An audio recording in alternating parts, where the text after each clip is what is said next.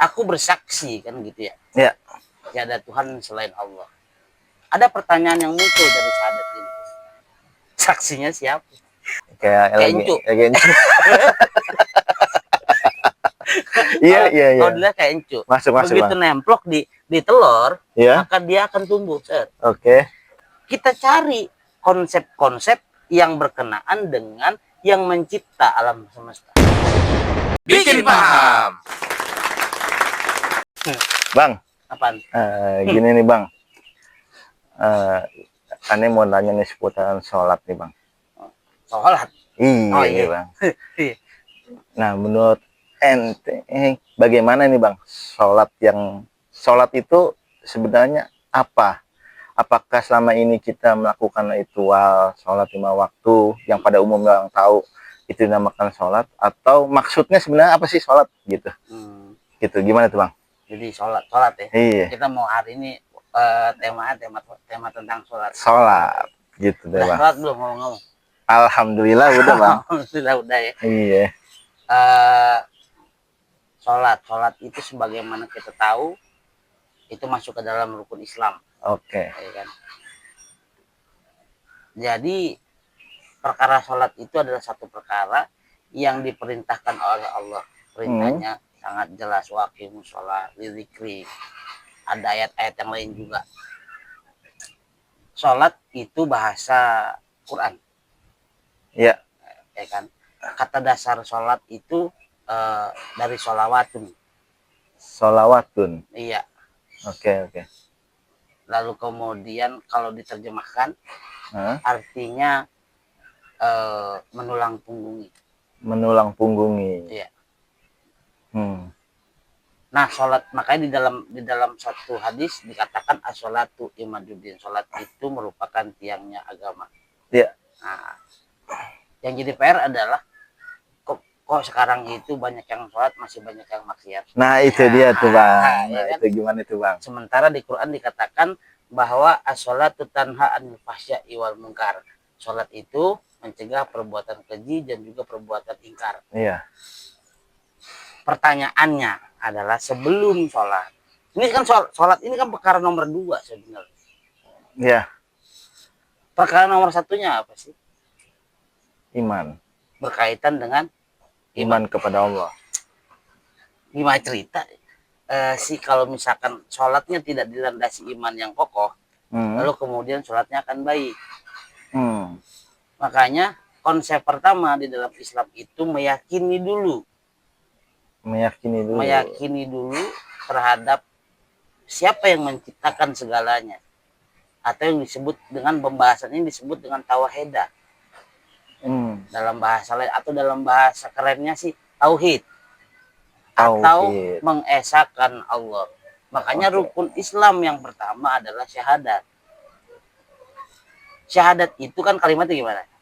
Asyhadu alla ilaha illallah wa asyhadu anna Muhammadar Rasulullah. Oh, oke. Asyhadu alla ilaha illallah wa asyhadu anna Muhammadar Rasulullah. Aku bersaksi kan gitu ya. Ya. Tiada Tuhan selain Allah. Ada pertanyaan yang muncul dari syahadat ini. Saksinya siapa? Saksinya siapa ya? Iya juga tuh. Iya nggak teman-teman ya? Ini kalau nggak salah nih, Bang. Kalau kita sebagai saksi boleh nggak tuh? Kita menyaksikan bahwa kita sedang sholat. Ntar dulu. Gimana tuh? Ini kalimatnya adalah pertanyaannya nih, perhatiin. Asyhadu alla ilaha illallah. Aku bersaksi tiada Tuhan selain Allah. Iya. Kita bahas ini dulu nih. Karena ini akan memperbaiki sholat kita nanti. Oke. Poin yang pertama adalah asyhadu. Aku bersaksi tiada Tuhan selain Allah. Iya. Kalimat ini berangkat dari kalimat tauhid. La ilaha illa Allah. La ilaha ilah Allah. La ilaha tiada Tuhan. Illa kecuali Allah. Oke. Nah, kalimat ini kita mesti pelajari nih. Jadi nggak digabung gitu. La ilaha illallah. Iya boleh. Itu kan diwasal. Tapi kalau dibaca secara biar lebih dapat. La ilaha illa Allah. La ilaha illa Illa Allah. Allah. Oke. Tidak ada Tuhan kecuali Allah. Oke. Uniknya di kalimat ini, eh, kalimat yang muncul itu adalah la ilah. La ilah itu kalimat negasi. Negasi itu meniadakan dulu. Oke. Kalimat meniadakan Tuhan-Tuhan yang lain. Ya kan? Ya. Pertanyaannya, sudahkah kita tahu Tuhan-Tuhan yang lain itu? Tuhan-Tuhan yang lain yang dimaksud beda agama bukan ya? Bisa. Bisa. Atau ketika ada manusia menuhankan sesuatu, misalkan menuhankan pekerjaannya, menuhankan anak atau istrinya, Bisa. Semuanya bisa. Oke. Cuma di sini konsepnya begini. Kalau ini kan cara berpikir ya. Cara berpikir manusia itu dasarnya kepo. Pengen tahu lebih dalam. Iya. Pertama itu untuk mengetahui tentang sesuatu yang di atas segala-galanya. Itu awali manusia itu pengen tahu kan. Bahwa ini kopi. Iya. Gimana tuh? Dibikinnya dari apa sih biasanya? Kan begitu. Kopi lah. Biji kopi. Iya. Nah, biji kopi dari mana asalnya? Oke, dari pohon. Dari pohon, buah dari suatu pohon. Iya. Pohonnya kayak apa sih? Pohon kopi. Pohon kopi kan? Iya. Terus kemudian dia tumbuh di mana sih? Di hutan. Nah, begitu. Kebun. Jadi sesuatu itu terus kemudian kita melihat diri kita dulu deh. Nah, kita ini hidup. Pertanyaannya, manusia hidup itu dari mana asalnya? Iya. Kita lihat bahwa kita adanya di dunia itu terlahir dari sosok manusia juga yang disebut bapak dan ibu. Bapak dan ibu, iya. Bapak dan ibu gimana caranya bisa jadi kita? Ada proses dong. Ada proses. Prosesnya gimana? Prosesnya ya mungkin ya teman-teman juga udah pada tahu ya. Itu pelajaran biologi tuh bang. lanjut bang. Nah. Gimana tuh? Ini ada kaitan dengan pohon kopi tadi. Oh gitu. Jadi manusia itu dari setetes air yang hina. Iya. Bukan air yang hina, sebenarnya air yang suci. Air yang suci. Yang disebut air mani atau sperma. Iya. Ketika sperma bertemu dengan ovarium. Nah pertanyaannya nih, yang menghidupi ini yang mana? Zat yang menghidupi dalam proses pembuatan janin itu. Bukankah kalau di dalam pelajaran biologi kita tahu nih, sebagaimana kita tahu semua. Iya. Ini sperma nih balapan. Oh iya. Kayak apa namanya? Kayak encu. Iya. Kalau dilihat kayak encu. Masuk. Begitu nemplok di telur, maka dia akan tumbuh. Oke. Dari jutaan sel itu, yang jutaan sel sperma itu, yang kuat ini nih ada satu. Berarti kan ini hidup. Iya. Pertanyaannya, ini kalau sudah nempel tumbuh menjadi janin, yang menghidupkan si sel sperma ini siapa? Allah. Itu bagi orang-orang yang Iman.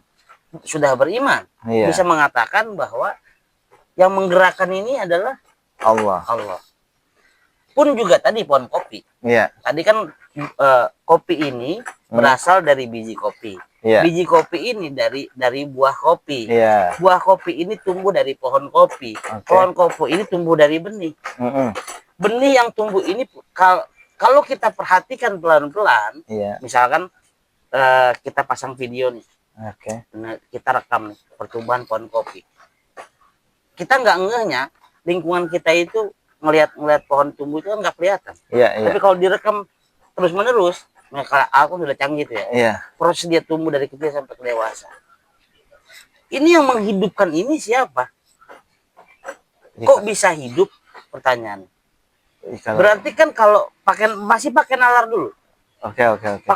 Karena kita sebagai manusia, kalau pakai ilmu pengetahuan, pakai sains ya, berarti ada energi. Oke, energi ya. Begitu kita cari tahu lagi lebih dalam lagi, energi ini dari mana mentok deh. Oh iya iya. Sebagaimana alam semesta, manusia ini banyak, puluhan juta jumlahnya. Terus dirujuk ketemu dalam sejarah peradaban manusia itu yang disebut dengan Adam dan Hawa. Iya. Begitu di atas Adam dan Hawa mentok keterbatasan akal. Iya iya iya. Nah disitulah lahirnya teori tentang percaya pencipta, tapi belum percaya agama. Oke, iya iya. Ya kayak misalkan begini, kalau ada ateis nih, berangkat dari ateis itu nggak percaya kalau Tuhan itu ada. Iya. Tapi ada perkembangan dari ateis itu yang disebut dengan agnostik. Dia percaya Tuhan tapi nggak percaya ajaran. Iya iya iya. Nah kan, setelah kita runtuh terjadi, jadi sama dengan alam semesta. Alam semesta itu berpikir lebih dalam, dari mana asal muasalnya alam semesta. Satu teori mengatakan alam semesta itu tercipta tiba-tiba. Iya. Ada aja tahu-tahu. Iya. Satu sisi ada teori yang mengatakan teori ini tentang alam semesta ini dirancang, didesain. Iya. Jadi ada yang berpendapat tentang alam semesta awal mulanya itu alam semesta itu dirancang, ada juga yang berpendapat tiba-tiba aja ada tanpa ada penjelasan. Iya. Akhirnya kan di sini dari golongan mereka nih melahirkan satu prinsip bahwa ketika kita mau ikut teori yang ini bahwa sesuatu alam semesta itu dirancang, berarti ada yang merancang. Iya. Nah, oleh karenanya dahulu kala itu kan kita kenal yang disebut dengan para nabi dan rasul. Iya. Orang-orang yang diberikan wahyu oleh Allah yang mencipta alam semesta untuk memperkenalkan dirinya. Ini kan sejarahnya begini tentang tauhid itu. Kalau di satu sisi kita nggak dapat penjelasan tentang siapa yang mengajarkan tentang ketuhanan. Iya, benar. Karena teori asalnya adalah nggak logis Tuhan itu ada, kan semua itu didasarkan kepada hakikat daripada ada nggak sih yang mengawali semua itu. Iya, benar. Ya kan? Banyak yang pertanyaan. satu yang punya teori tiba-tiba ada nggak punya konsep itu. Mereka yang ateis nggak akan pernah bisa membuktikan bahwa ini ternyata adalah satu yang dirancang. Oke. Karena dia taunya begitu, dan dia juga tidak bisa membuktikan bahwa logikanya itu benar. Makanya di konsep yang di sebelah sini, yang di satu konsep lagi, bahwa konsep yang sebelah yang menyatakan dunia ini dirancang, meyakini kemudian adanya para nabi dan rasul yang memperkenalkan siapakah yang menciptakan alam semesta. Itulah nabi dan rasul. Dari nabi dan rasul itulah kita tahu bahwa yang menciptakan alam semesta adalah Allah. Ya. Kemudian terbentuklah agama-agama. Ya kan? Nah, kalau kita sendiri belum pernah mau mencari bahwa tiada Tuhan selain Allah, ini kan kalimat dari kita, harus uji ini ya, Quran. Harus kita uji ya, Bang. Uji. Benar nggak Al-Quran ini benar? Iya. Ya kan? Kita cari konsep-konsep yang berkenaan dengan yang mencipta alam semesta. Rujukannya banyak. Hoki, kita lahir dalam keluarga muslim. Kita diajarkan bahwa yang menciptakan alam semesta adalah Allah. Allah itu didefinisikan adalah Tuhan. Allah itu memerintahkan kita mendirikan sholat.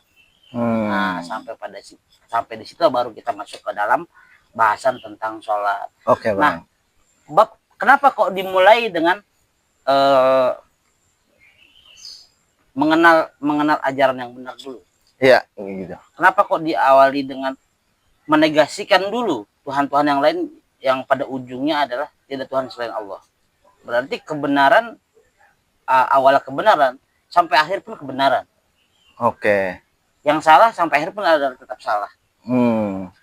Makanya para mu'alaf itu sebenarnya gimana tuh, Bang? luar biasa. Mereka melalui proses di mana pencarian Tuhan. Yang benar yang mana? Oke, iya Bang, paham gua. Nah, kalau kita di barisan orang-orang yang sudah masuk kategori dalam orang-orang Muslim yang sudah mengikhlas syahadat, kadang lemahnya begini, kita sendiri yang Muslim kurang mendalami perkara ketauhidan. Oh, kita banyak kan ikut nenek moyang ya Bang, Iya. ikut apa yang diajarkan orang tua kita ya. Seharusnya kita ini kejar tuh. Sebelum kita Oke. melakukan ritual itu, kita kenali dulu siapa yang kita sembah. Nah, Iya kan? iya. Bagaimana mengidentifikasi bahwa ini adalah Allah. Hmm, Nah, setelah kita tahu, baru kita yakin terhadap perintah dan larangannya. Sehingga dalam melaksanakan perintah dan larangan tiada hambar. oke, iya Bang. Akan konsisten. Berarti kan yang diteguhkan adalah keyakinannya dulu. Iman dulu ya Bang ya, Iman jatuhnya ya. dulu. Oke. Nah, ini Bang, kalau soal iman dulu nih, berarti nih kita nih khususnya yang lahir dari agama Islam, dari kecil dididik. Nah, kan saat ini kan yang diajarkan itu kan lebih kepada jatuhnya syariat dulu ya. Ngaji, kita belajar ke sana tuh.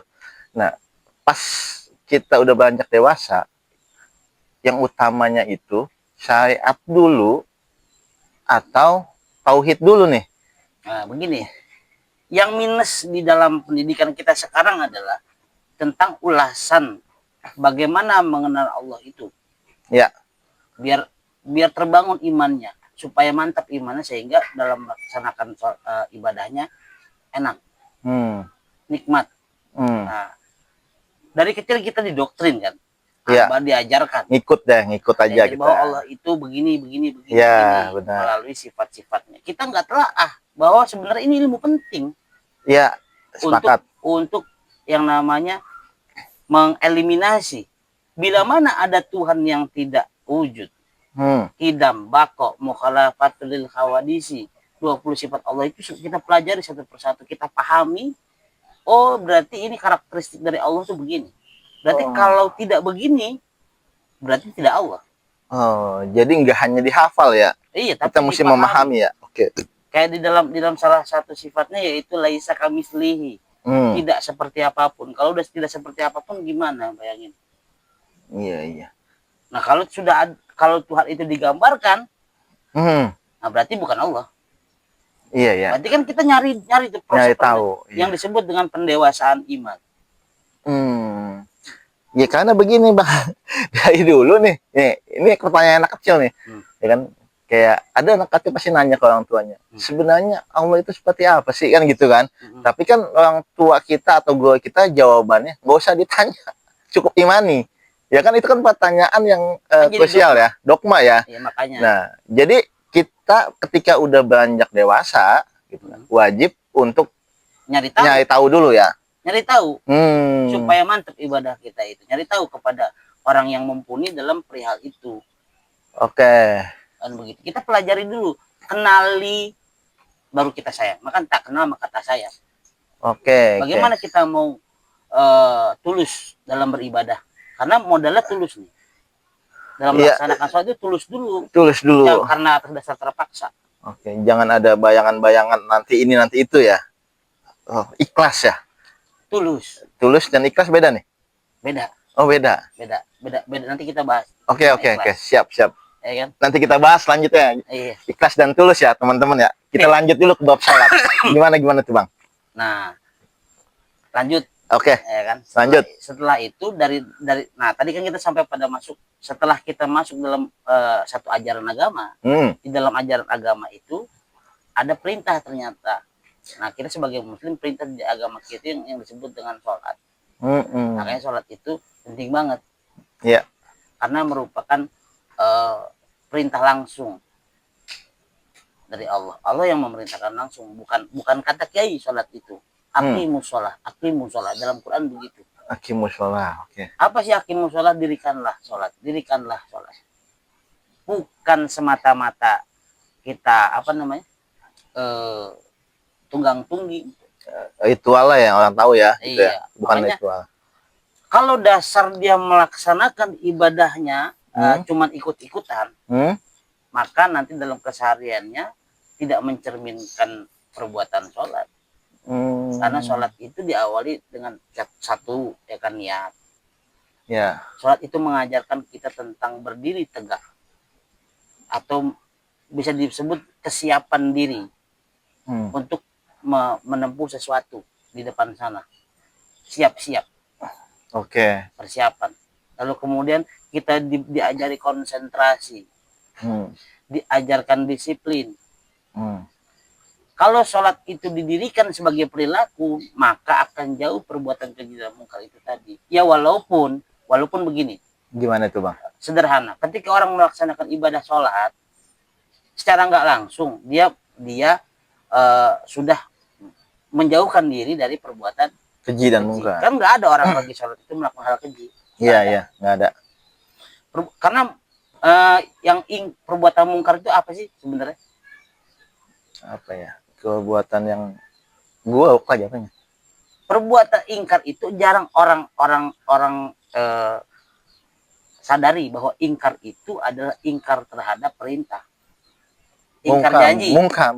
Oh, mungka ingkar. Oke, siap. Iya kan? Ya. Ingkar janji, tidak menepati janji, bangkang, perbuatan bangkang. Iya. Kalau di Quran kita belajar dari iblis, fasajadu ila iblis. Iblis itu membangkang kepada Allah. Nggak mau sujud kepada Adam, padahal itu perintahnya. Oke. Nah berarti kalau Allah perintahkan sholat, yang tidak melaksanakan itu kemudian adalah iblis. Nah ini pertanyaan nih, ya kan? Tadi kan lu bahas soal sholat, ya kan? Terus bahas juga mengenai apa namanya ritual, gitu kan? Perbedaan konteks. Nah kembali lagi kan ujung dasar satu. Nah sholat yang sesungguhnya itu yang mana nih, ritualnya kah atau yang lain? Kembali kepada kata dasarnya itu, arti dari sholat itu sendiri. Sholat itu adalah menulang punggungi. Lalu apa yang kita tulang punggungi? Iya. Segala perintah dan larangan yang kita tulang punggungi, kita tegakkan. Menegakkan perintah Allah, meninggalkan larangannya. Inilah sholat yang sebenarnya. Waktunya, range waktunya adalah dari mulai zuhur sampai asar sampai maghrib sampai isya sampai subuh, subuh ke zuhur lagi. Berarti di dalam perilaku kita harus mencerminkan perbuatan daripada sholat. Jadi bisa dibilang sholat itu 24 jam ya? Sholat itu 5 waktu. Iya, 24 jam non stop lah, nggak ada jeda ya? Ada. Jedanya kapan? Itu dari waktu antara subuh ke zuhur. Subuh? Zuhur. Karena waktu zuhur itu waktu matahari di tengah-tengah. Nah, di waktu 2 kan tidak posisinya dikasih kelonggaran. Itulah kenapa dulu hasil negosiasi 5 waktu cukup. Ya kan tadi kan abang bilang kan sholat itu perbuatan. Ya kan amal nih, ya kan. Berarti kan sholat itu kan 24 jam bang. Iya. Kita nggak bahas itu aja dulu nih. Kan kita nggak robot, kita nih manusia. Ada istirahatnya. Allah maha tahu. Makanya disebutkan 5 waktu. 5 waktu. Nah subuh ke zuhur ini waktunya apa namanya? Apa tuh? Dari subuh ke zuhur waktunya apa?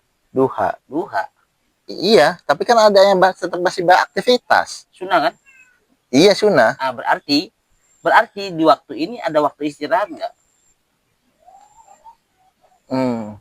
Allah tidak serta-merta juga. Allah masih kasih kelonggaran. Itulah disebut untungnya 5 waktu. Oh gitu. Coba kalau 24 jam. Kita bukan robot. Kita nggak akan mampu 24 jam. Oh, jadi masih ada. Jatuhnya nih dalam perbuatan aja ada rehatnya ya? Ada. Ini kita nggak bahas ritual nih, beda nih. Ritual kan sembahyang yang kita sama-sama tahu mungkin gitu kan. Oke. Nah, terus korelasinya sholat dengan ritual syariat yang bisa kita lakukan 5 waktu itu apa bang?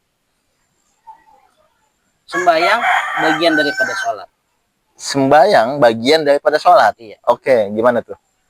Kita mengkhususkan diri kita sebagai bentuk penghabaan, menghadap kiblat kan gitu ya. Iya. Menyerahkan diri. Kita mengumandangkan Allahu Akbar, takbir, berserah diri kita tuh. Iya. Ila akhiri sampai dengan salam. Di dalam sholat mungkin nggak kita ingat yang lain. Walaupun kita dalam pikiran ingat yang lain, minimal dalam pelaksanaannya yang kita ingat Allah nggak? Pasti. Makanya Allah lebih tahu, di dalam Quran dikatakan aku nusatul zikri untuk mengingatku. Oke. Oke. Iya. Jadi eh sholat sebagai bentuk ritual, ada sholat sebagai bentuk perbuatan. Sholat sebagai perbuatan itu misalnya salah satu gerakan sholat yaitu adalah sujud. Ya. Bagaimana sih kita selalu sujud dalam kehidupan sehari-hari kita? Tidak menyombongkan diri. Ya, sujud itu gerakannya kan dari mulai dahi, ya kan, hidung, ya, telapak tangan. Artinya ini sampai ke tanah, sampai ke tempat sujud. Oke. Merendahkan diri serendah-rendahnya di hadapan Allah, kan begitu. Jadi dalam kehidupan sehari-hari kita begitu pula. Kalau orang sudah sujud, tunduk, takluk terhadap aturan Allah, insya Allah nggak akan melakukan perbuatan keji. Oke. Itu mungkin yang dimaksud dengan ayat celakalah orang yang sholat, gitu Bang ya? Lalai dalam lalai dalam sholatnya. Dalam mendirikan sholatnya. Oke. Karena orang melaksanakan sholat belum tentu mendirikan sholat. Iya, paham ya. Oke. Jadi gini Bang, untuk sembahyang sendiri nih, sembahyang nih atau sholat ritualnya gitu kan, yang kita lakukan itu kan yang mencontohkan kan Nabi kita nih, Nabi Muhammad. Berarti kita mengikuti ritual apa yang dicontohkan oleh beliau, begitu, gitu ya Bang? Bisa. Jadi gimana nih Bang? Coba Bang, jelasin Bang. Dalam ritual sholat itu sendiri sudah diajarkan oleh para ulama. Iya. Ulama itu adalah pewaris para nabi. Ya, seperti itulah yang diajarkan oleh Nabi dalam melaksanakan ritualnya. Oke. Nah, dalam perbuatan sholatnya, lihat perilaku Nabi. Ya, perbuatannya ngikutin Nabi. Ya. Ya kan? Ritualnya juga mungkin kan saat ini ulama sepakat ngikut Nabi juga kan. Nabi Muhammad nih khususnya Nabi terakhir. Yang paling penting itu sekarang yang jadi titik pokoknya adalah bagaimana mendirikan sholat. Ya kan? Nabi sudah kasih contoh itu mendirikan sholat. Bagaimana sujud dalam kurun waktu sehari semalam. Oke. Ya tidak mesti posisinya sujud kita begini, enggak. Iya, ngerti itu. Hati kita yang sujud. Kolbu kita yang sujud. Yang sujud. Oke. Gitu, sepakat Bang. Paham nih. Nah, kembali lagi mengenai konteks ritual nih Bang. Ini mengenai ritual tersebut yang meninggalkan ritual syariat sembahyang atau sholat, apakah dia termasuk golongan yang membangkang, sombong, sama seperti iblis? Begini. Gimana tuh? Perintah sholat itu untuk siapa sih? Untuk manusia. Enggak. Kalau ayuhan nas itu enggak, manusia itu enggak disuruh sholat. Iya, siapa itu Bang? Yang disuruh sholat itu orang-orang yang beriman. Hanya orang-orang iman. Oke. Kalau orang itu tidak beriman, maka enggak diwajibkan sholat juga. Gitu. Nah, sekarang kalau ada orang yang mengaku beriman, terus kemudian enggak sholat, itulah ayat Allah benar lagi. Banyak yang mengaku beriman, nah itu sebenarnya tidak. Iya. Allah lebih mengetahui. Iya. Oke. Jadi yang perlu dipertanyakan adalah keimanannya. Makanya pembahasan sholat tadi, makanya jawaban dari kok ada orang sholat masih begini-begini. Iya. Awalnya tadi kembalikan dulu kepada keimanannya. Berarti benar keiman. Iya, paham. Kenapa tadi disinggung pertama? Dia belum benar-benar mencari siapa Tuhannya. Kalau dia benar-benar tahu siapa Tuhannya, dalam melaksanakan sholat itu nggak akan sulit. Iya, benar juga sih. Nggak mungkin orang yang kenal Tuhannya, nggak mungkin nih. Terus kemudian dia tahu persis siapa Tuhannya, dia beriman kepada Tuhannya, terus apa yang diperintahkan oleh Tuhannya nggak dikerjain, nggak mungkin. Nggak mungkin. Iya, benar. Berarti kalau ada orang yang rusak amalnya, dipertanyakanlah imannya. Oke. Simpel ya? Iya, simpel sih sebenarnya. Ya, jatuhnya yang nggak melaksanakan ritual walaupun gitu kan, mengaku seolah-olah iman juga kepada Allah, tapi dalam kenyataannya dipertanyakan dulu, berarti sempurna nggak imannya. Nah itu nggak termasuk golongan orang iman, berarti kan. Belum tentu juga. Kita nggak boleh kita katakan bahwa dia tidak beriman, nggak boleh juga. Gimana dong jadinya? Boleh jadi dia sudah beriman tapi belum hakul yakin. Belum hakul yakin. Iya, karena dia tidak ada proses mencari lebih lanjut. Dia tidak mengidentifikasi Tuhan-Tuhan yang lain. Kita cuma diperkenalkan sama sama orang tua kita nih bahwa Tuhan kita itu disebut Allah, Nabi kita Nabi Muhammad. Ya, Apakah kita mau berhenti sampai di situ? harusnya enggak. Kalau berhenti ya sudah selesai sampai di situ aja. Wajar lah kalau orang itu tidak sholat.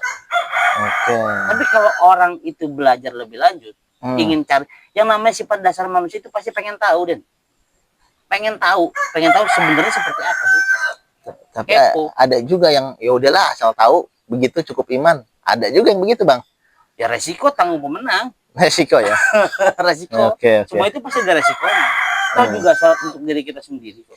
Ada konsekuensi balik pasti kan ya? Iya. Ya pasti. Iya. Oke. Paham nih, Bang. Jadinya, Bang. Kita, Bang. Kalau nggak paham, Nanti juga lu paham gitu ya. Nanti juga lu paham.